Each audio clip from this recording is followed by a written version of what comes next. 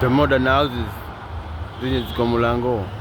Unasikia mtu kielele, mtu ambaye njielewi, mtu ambaye alikuwa anaamini ati pale roundabout inakojora.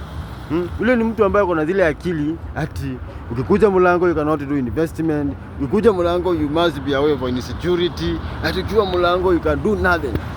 Mlango now is I can say is like a Techno city, because ukiangalia iko na new modern houses kama ile inaitwa Mary Upper Schools Annex. Angalia maji, kumbe ilikuwa shule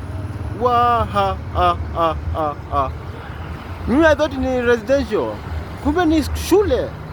Mazi imagine nilikuwa natoroka nasomea St. Mary Upper School Annex. Hiyo ni shule. Mimi nilikuwa nafikiria ni nyumba ya kuishi, lakini sawa.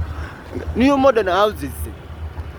The I rated the building but the mzee na pendeza mazi. So wale watu mnasikia ati Mlango is not secure. My guys, nataka kwa hiyo medality. Mlango is now safe.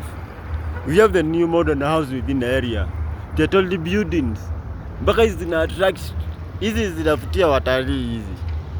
So ngazi mimi nasema shukrani kwa wenye wametoa pesa zao kuja kuinvest within the area. The area is growing very high. This is becoming prime. Mlango unakuja kupata kununua plot hapa, it will be very prime. So don't fear to come to invest in Mlango in either project.